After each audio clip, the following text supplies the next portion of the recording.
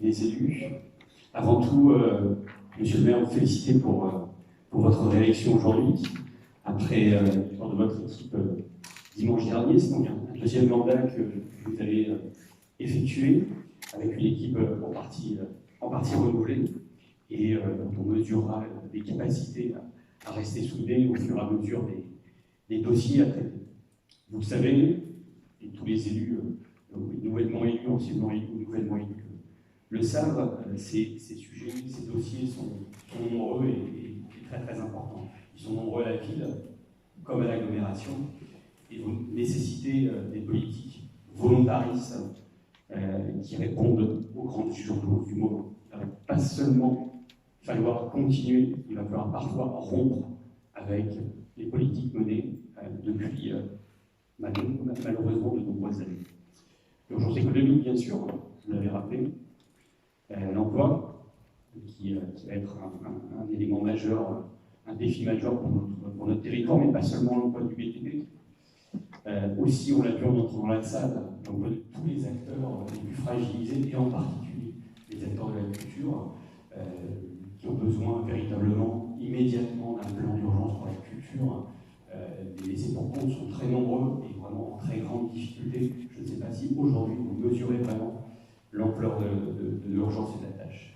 L'urgence sociale, bien sûr, déjà fortement marquée dans notre ville avant l'élection, et qui risque de s'accentuer en accentuant aussi les fractures qu'on a vues émerger et se cartographier pendant cette élection municipale. Si on met deux couleurs sur la ville, on voit bien que notre ville est fracturée et que ça correspond aussi à des fractures sociales. Et que ces fractures sociales, il va falloir vraiment les prendre en compte, pas seulement avec les anciens dispositifs, mais en mettant en œuvre des dispositifs novateurs qui permettent véritablement aux plus éloignés de nos institutions, aux plus éloignés des aides et des dispositifs, de retrouver un sens de la vie de la cité. L'urgence écologique, bien évidemment. Le réchauffement climatique, bien sûr, la biodiversité qui s'effondre, les pollutions de l'air et de l'eau, et les dernières études de l'ADMO sont assez inquiétantes, notamment sur le territoire de l'agglomération, on en parlera en conseil communautaire.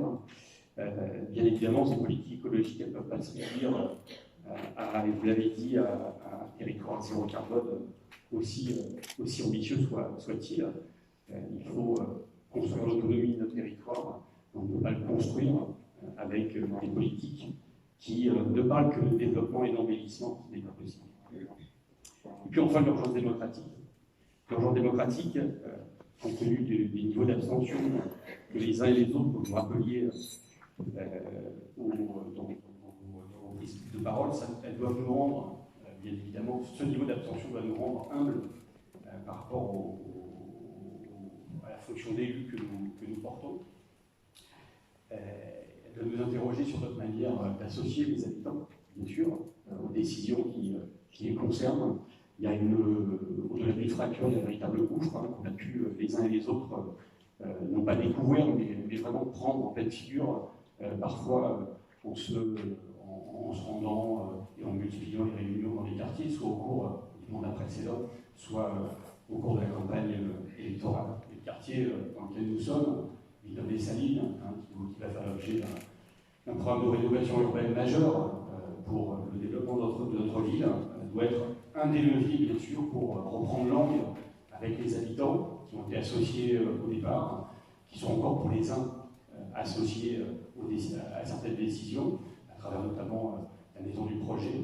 Mais peut-être qu'il va falloir aussi être plus ambitieux dans la méthode et prendre plus de risques à écouter la parole des habitants, à les chercher véritablement pour que ça ne soit pas seulement un projet de rénovation urbaine tel qu'il peut être mené dans d'autres villes ou dans d'autres quartiers de la ville, mais vraiment un projet de rénovation urbaine qui prenne en compte cet élément démocratique et ce besoin qu'on a collectivement d'associer tous les habitants à leur vie quotidienne, aux décisions qui les concernent.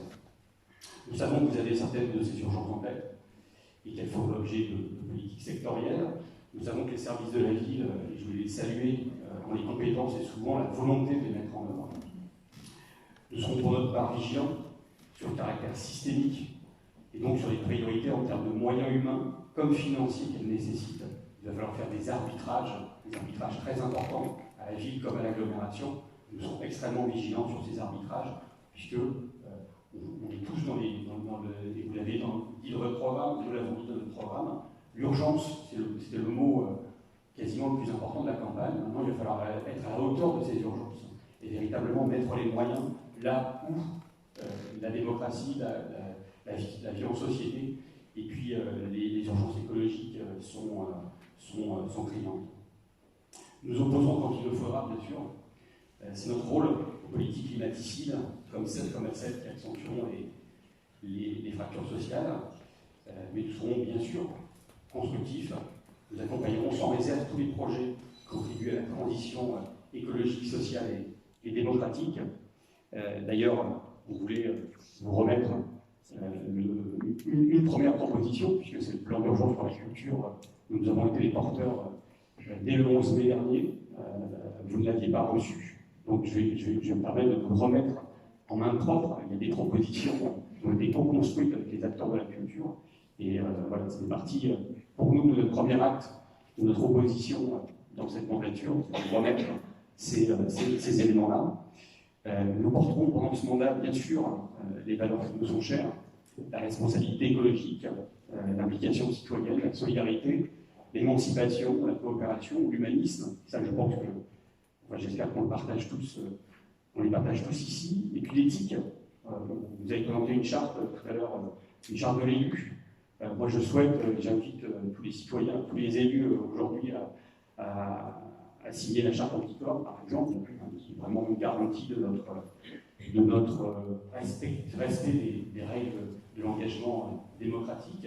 Et puis aussi, en tant qu'élu écologiste, on s'engage toujours pour nous au non-cumul des mandats.